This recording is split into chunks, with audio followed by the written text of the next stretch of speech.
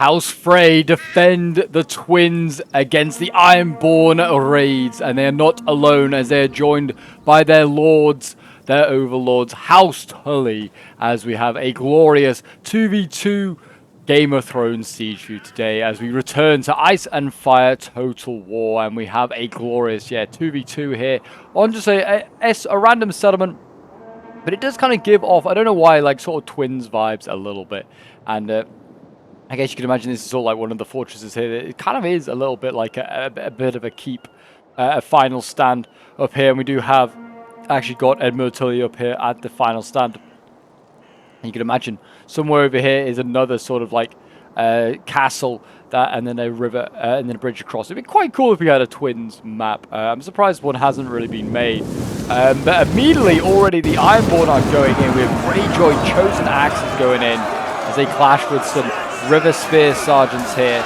And yeah, we're seeing some different factions in this Game of Thrones siege battle that we didn't see in previous ones. We've seen Stannis in the Westlands, we've seen Robb with the Starks, and we've seen the Boltons as well. But yes, we've now seen the River Lords, or should I say the River Chads, as they put up an epic battle in this one. And it really is a close finish as this siege battle. So definitely get yourself some snacks, get yourself some drinks, and prepare for a Game of Thrones gore fest. And yes, we do have the Greyjoys. Looks like they're focusing down some towers over here. These watchtowers, they do fire pretty fast. They're like the sort of general Attila ones, like the vanilla ones, and they fire like machine guns, and they have the damageable one as well.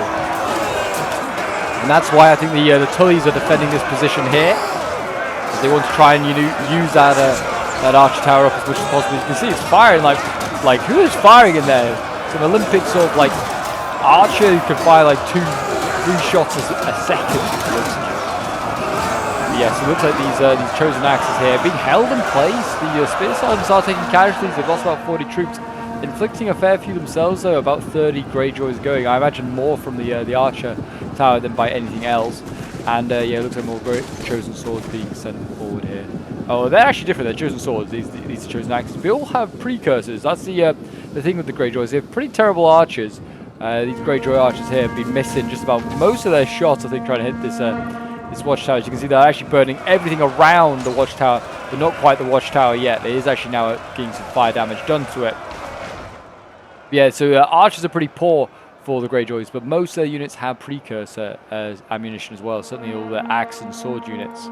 And I mean, they also have some epic shock infantry as well, as we have the Ironmaker hammers back here. They look pretty damn scary. You're probably thinking, well, these units look nothing like the units in the show Pope. Or what are these units? But these are like sort of what the dev has sort of thought what the units would look like just from the book. So this is a book-inspired mod, not the show-inspired one. So you won't see sort of funky armor that's very unique like you do in the show. It's very much more sort of classical, sort of medieval like armor, which is what Martin would have envisaged when he created his world. So I think it looks better as well. I really do like the armor going on here. I mean, the FREYS look pretty good. They actually look, a bit better than just a rabble like they do in the show. I mean, they are kind of like a rabble poorly trained in the books as well, but in the show they make them look, pretty poorly equipped and maybe just a little too rabble-y. But yeah, these spear sergeants look awesome. I love the white with this all like the blue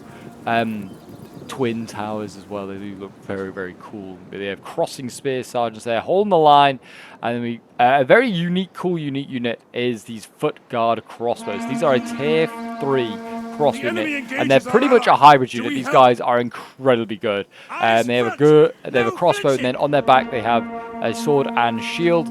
And yeah, these guys could turn into a melee unit. They're very heavy units as well. So yeah, they are very, very exciting. I'm looking forward to seeing them in play. I think the Frey player has brought about 3 of them, maybe 4.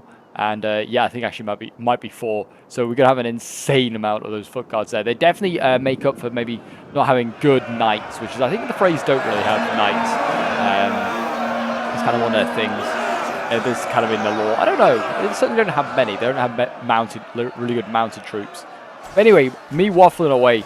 Yeah, if you want to see more Game of Thrones content on the channel, then do remember to leave a like, subscribe if you're new around here, and comment, show your support, guys. It really does help out the channel as we work towards, I guess, 11k subs. We're working in that direction. And yeah, all your bit of support, even just a like or just hitting that notification bell, really helps out the channel. And yeah, it looks like, as I've been waffling, the Greyjoys have been pushing forward. They've claimed this first choke point, but it has cost them quite a bit. I mean, this unit's lost a good sort of nearly 30 troops. That one's already at half strength. So yeah, they've taken a lot of casualties, and they've just got to have to go through another River Spear Sergeant here. And there's now foot guard crossbows already firing now. They're probably getting some good shots. Crossbows in Ice and Fire Total War are really, really strong. And yeah, definitely probably the way to go. I mean, archers are pretty good to get the extra range, but crossbows, yeah, their armor piercing is incredible. And yeah, there you go. I mean, certainly if you do the armor piercing, the archers can come in and mop up. But in they go. They're going to clash with the next line of Spear Sergeants sent in by House Tully. They managed to knock them back, in fairness. That was a decent charge. Those Spear Sergeants were in a shield wall.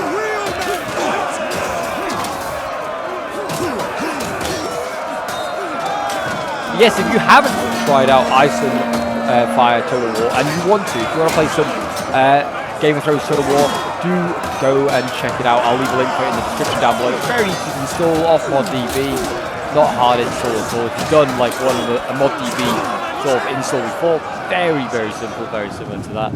And yeah, it's really, really good fun. I hope we can, you know, get more people playing it, so we get more love for this this mod in the future. And there's a River Men at Arms has been forgotten about here. That needs to run back. Get out of here, fellas. These Spear Raiders are on their way. And it looks like, yeah, House Tully on the retreat at the moment. And yeah, House Frey at this moment on this side doing a very good job. I mean, fighting some tier 1 drowned men. You know, the Greyjoys don't follow any of the old gods or the Seven. They follow their own god, the drowned god. And these are, I guess, worshippers of the drowned gods, some zealots. They're being sent in first to, you know, weaken these Frey infantry, and I think they're providing some easy kills for them, because they've killed 2 sergeants, and yeah, 60 drowned men have pretty much died in return. And you can see, yeah, the precursors going off here. Even Asher Greyjoy has precursors as a caveat, so I think we're going to see throwing axes being thrown. Yep, throwing axes being thrown. There's Spear Sergeants already nearly at half strength. That's just his precursors. That is the strength there of House Greyjoy. That is what they rely on. Refuses to admit defeat. Yeah, I think we have 2 Asher Greyjoys actually, because it is the only unique general for the House of Greyjoy. I think most houses just have the 1 unique general at the moment. Hopefully most, like the major ones especially, get more, but we'll see. Obviously this mod needs a lot of rework, I've been told by Eamon the dev. He says, yeah, it needs a lot of rework. Probably does. There's a few factions that are certainly stronger than others. I think we need a bit more of a balance. But House Greyjoy is certainly one of the stronger factions. It's really good. And I think the Rivermen are pretty good, you know.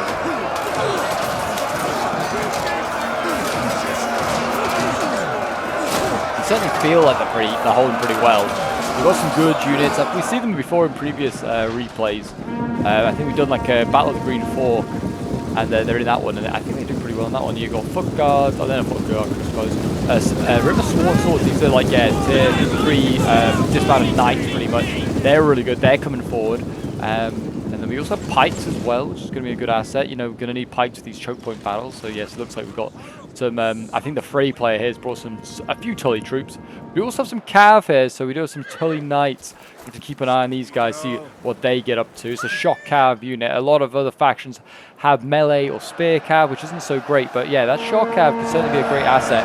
And you can see here the Freys are starting to fade. They are breaking. And we see men-at-arms now going, charging in the side of these Greyjoy Silence Men, which is a shock infantry. They're going to slam in there. The men-at-arms holding on, not quite as good as the Sworn Swords, but they are still pretty solid. They'll hold the line for a while.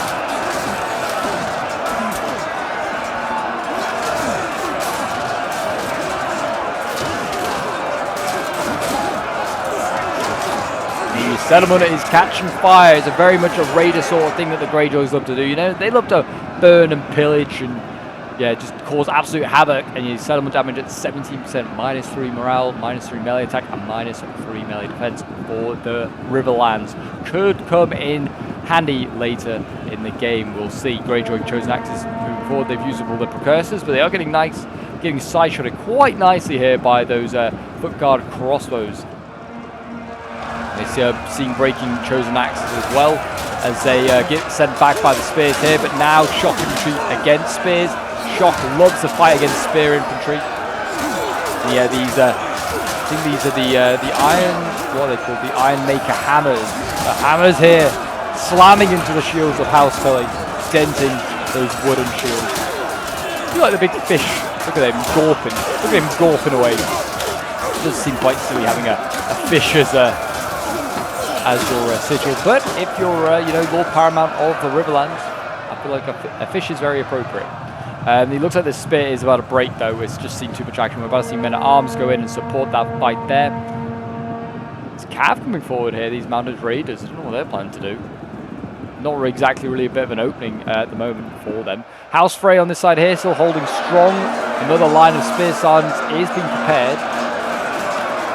Not that the first one's been replenished that much. We've got Sworn Swords in here as well. River Sworn Swords. Enemy units have been So I think that because you can bring as a, like, if you play the Riverlands, you can bring any house you like as a unit, which I feel like maybe in the future for balancing, I would say if you pick a house, you have to play with that house. Just so, because that would be like, well, some houses, you know, are better at some things and some are better at others. Just for balancing, so if you just bring like the whole like sort of region of the say like the Riverlands, you could bring like the best of like infantry, best cav, best archers, if you could have a well-rounded army. And I feel like it's a bit unfair in a multiplayer game. But yes, for now anyway, we've got I think the Frey player bringing like some Tully troops as well to sort of supplement his lines. So yeah, he's got River Run pikemen here, and also I think some swords as well. So swords to supplement. Because I don't think House Frey. I think House Frey surely could bring some pikes, maybe not some like tier 3 swords. It's not looking good over here for House Tully. Actually, there's just longbows holding the line back here as the men-at-arms break it. But we are seeing swords come over here, and cavalry actually. Tully cavalry being sent over, so we'll see what they can get up to. If they can get a breakout, maybe they could try and make a rush. I think there definitely is a gap here that is opening up. Definitely a big gap here. Maybe make a rush, try and charge these Greyjoys behind, or just try and, I don't know, side charge the Spear Raiders here. Definitely is an option. More like Greyjoy troops rushing in here. Certainly the big center point of action are over here, where they're really trying to get a flank and try and connect their lines up. And I think they have now, actually, the Greyjoys. Like this front line here is technically connected up with this front line, which I think these are the two separate armies now fighting side by side. And also over here, obviously, a lot of action, a lot of focus on this. And then the main last sort of focus is over here, where the men-at-arms are now winning, forcing back the Greyjoys here. They could break out of here, maybe the Rivermen. Maybe they could get the Cav through. They just need to, you know, either use it defensively or try and break out somewhere. Maybe over here as well. It's a long front line to try and maintain for both sides here. Gaps might start to appear for a Cav unit. We've got fresh hammers coming in though soon. Yeah, another Iron Maker hammer coming in. It is getting focused down though, going to get weakened up, and that's absolutely what they need to do. I mean, shoot with arrows or charge it with cav. It's going to be one or the other.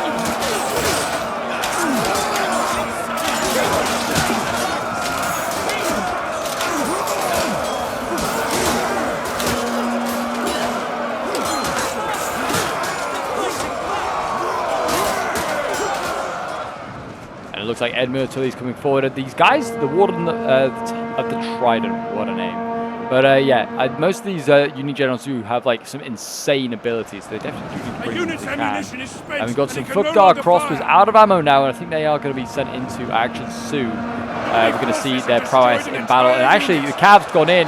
It's had to block up a gap here. It's playing a defensive role, but its charge here has nearly broken a Greyjoy Chosen Axe. So yeah, these guys are not to be messed with. These are the cream of the crop of the nobility and chivalry of the Riverlands.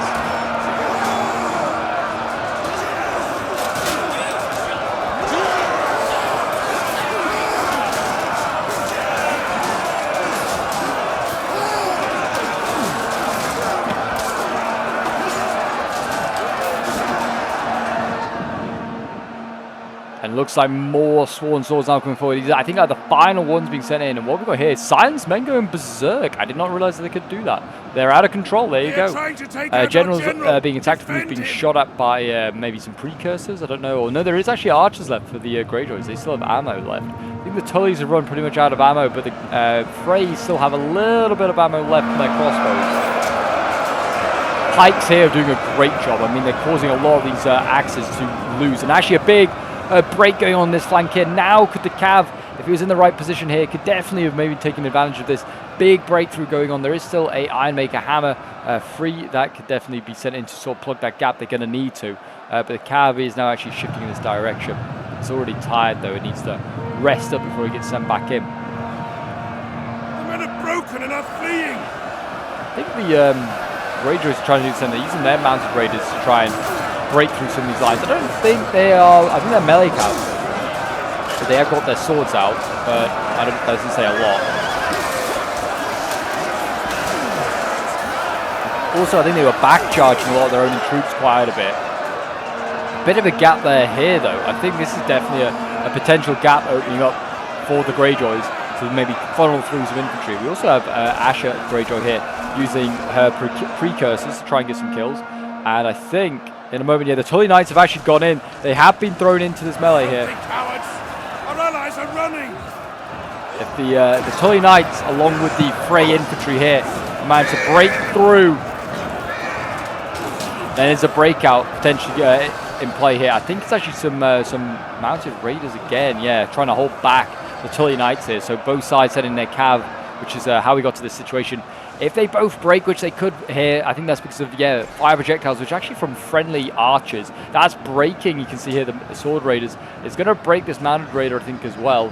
But I think, who's breaking here? Sworn Swords. Yeah, all the infantry supports from both sides are breaking. It's just the Cav left. If the Tully Knights should win that one. If they win, they can then get these archers, and they can then hammer and anvil all of these troops here and turn this fight around for House Frey. The enemy have rallied their units. Chosen Axes here. I think they're in like a shield wall by the looks of it. In a very Viking-esque shield wall. Pretty much what the Greyjoys are. Game of Thrones Vikings. The arrows is coming in. I think that's crossbow fire from the foot guards. They're absolutely devastating those Greyjoy axes. And the Tully Knights have won their fight, and now they can get in behind if they want to. So Greyjoy Cav breaking for now, might return, we'll see. These units need to be run down, to be fair, to make sure they stay gone. But for now, House Tully is turning around, and they're going to slam into the backs of these units here, trying to break these Ironmaker hammers. I don't know if they'll break. They're shaken but not quite stirred. And actually a whole bunch of other stuff broken here, though, which is, I think, the sheer presence of units in the back lines. Chosen Swords and Greyjoy Sword Raiders breaking as well. The hammers are about to break as well. So, that's a huge win here for the Riverlords. They're breaking a lot of units. Now they need to run down these infantry, make sure they stay gone, to be honest. And it's looking pretty good on balance of power. 2,000 on either side. The defenders have the defenses as well.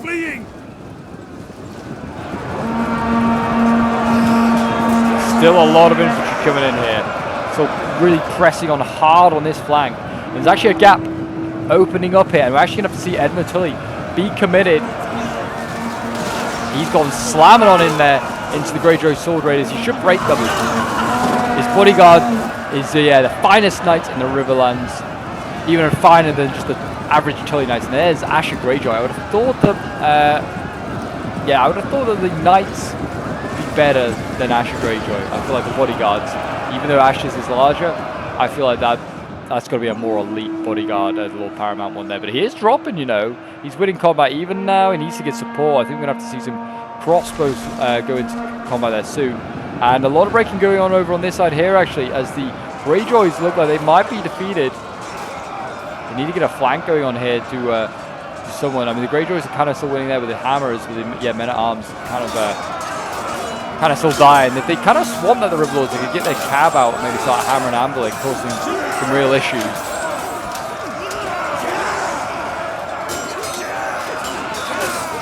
hammers are, yeah, refusing to go. And I don't know if they have any more. Oh, they're sending another one back this way. So a fresh hammerer going in. Oh, it's just endless hammers.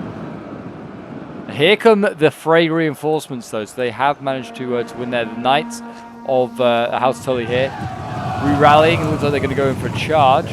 They are shaken because of casualties, and they're still, yeah, taking a lot. And they're tired as well. It's probably not helping morale. They dropped quite quickly from the archers there. That was impressive. And they're going to go into the infantry here. Slam into them. They should rout them, but will they get routed themselves? They did. Our men flee the field. Actually, I don't think they routed the Greyjoy swords at all. Display. So they are down to less than 10. So yeah, fair enough. It doesn't look like these Greyjoy axes are going to drop either, even though they're getting charged by Cav. There you go, a victory for the Greyjoy, sort of there, I guess. But really just because House Frey withdrew everything. I personally call that a Riverland victory on that flank there. It's now going to come down to this side here. Balance power has all of a sudden shifted back in favor of the Greyjoys. I think that might be to do with that Cav unit dying, which shows how important it kind of is to the cause, the Riverlands. But a good bit of sharp steel and true grit can also win battles. And then now is going to come down to a battle of grit and wits. Who has the strongest will? The generals to be killed. That could make a big difference as well. More men-at-arms breaking here. You can see the foot guard crossbows are now in here. And I think they're forming shield wall. Another cool ability that they have. I want to say these guys are really cool. I really like this unit. It might be one of my favorites at the moment. Men run from the enemy. This is shameful. Yeah, I think House Tully is starting to run out, so if it is down to the Freys now, the Freys have to save their twins, their home. Their lords sent what they could, and now it has to come down to the local lords, House Frey.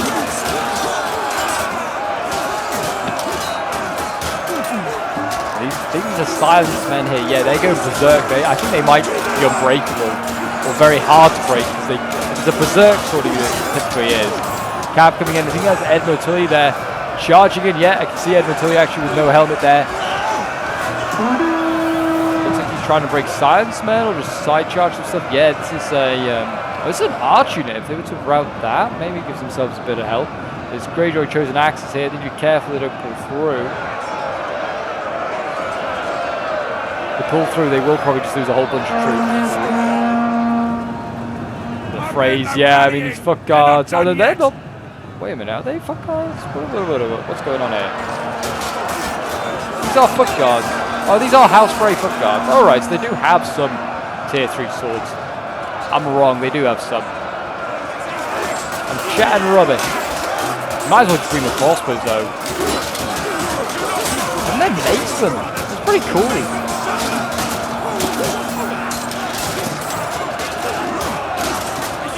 Running from the enemy. See, yeah, Edmund Tully's having to go back in. Make a hammerer breaking through.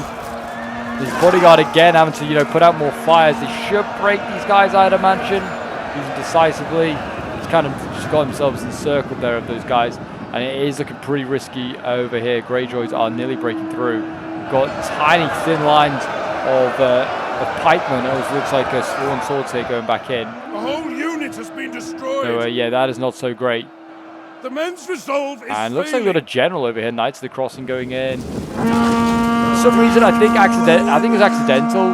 The Frey player dismounted his general, but now he just gives themselves a really good infantry unit, which is something, I guess. What have we got here? More river swords. Get them back into the play. Get it back in. Get it back into the fray with the Freys. Don't know if anything else is flanking around. Oh, what have we got here? Mounted Greyjoy Raiders. This is a general coming. Cowards. This could be an opportunity to assassinate a general for sure. That's a huge opportunity there for the River Lords.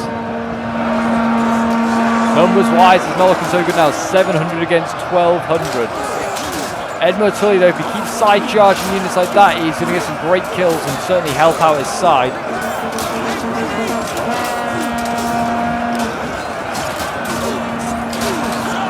There he is. He's getting good kills, Edmund. Poor guy. Just wanted the Iron Throne right at the end of Season 8. Didn't get it. I feel like he deserved it. He spent the whole war in a cell. pretty sure, being a coward. One or the other. Certainly in the books he's imprisoned. I think he still is. I think he's still imprisoned, yeah, all the way up to Season 8, pretty much by the Lannisters. I think he's taken to like a Lannister castle deep in their heartland. Units breaking here, Greyjoy spears starting to break, seeing rallies being popped now for the Freys, and the Tullys having to hold on. A fresh unit of Ironmakers go in, just not what these foot guards needed. They needed no more units, so they could then get their cav, maybe some generals in behind, try and do some hammer and anvils. Because yeah, that is what is going to win the River Lords the siege here today. If they're going to win, they're going to have to win with hammer and anvils. Superior cav. That is the only way. We're now seeing Asher Greyjoy come in the back, and they're going to do a hammer and anvil themselves onto the River Lords here if they're not careful. Here comes Lord Paramount, Edmund Tully, in a great charge, being supported by a tiny little pike unit. Pikes are devastating. They haven't actually got their pikes down in time. They have now. And there you go. Edmund Tully died, saving the rear lines. But he has absolutely annihilated Asher Greyjoy. The pikes have since got their pikes down, and they are insane at pikes against cav. They're absolute killers. Edmund Tully's bodyguard survives, well, even if his the general does not. The Tullys are pretty much out. If it's Asher Greyjoy is to die, though, who says what could be left over here that might just break randomly? There you go, enemy general gone. Asher Greyjoy out of the game. That is huge. Sion's men here just for some reason fighting on. Don't know, that seems really odd. Edmund Tully's now having to get back to the front lines to help try and put out more fires. And yeah, you can see units breaking here. Greyjoy sword raiders potentially going to break. There's already some Greyjoy archers going. This is the real problem. This is, you know, the danger one here. If Edmund Tully can get, like, sort of out and around the back of these guys, he might be able to do some damage. But the other Asher Greyjoy still being a threat is the problem. And kind of side charge, not back charge zone troops there. Certainly not helped. Asher Greyjoy is, yeah, rear charging her own troops here and is wavering them. If she keeps doing this, I think this might break them, you know. I don't know, I might be wrong.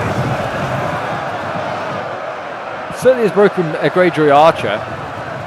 But yeah, certainly in NCW3, if you recharge your own troops, it breaks your own men. I don't think it's a problem in Attila. But there you go, foot guard crossbows breaking there. It's not so good. And now you can see this one's trying to withdraw. Then we're going to see Edmund Tully go in. He's going to try and charge into the hammers here.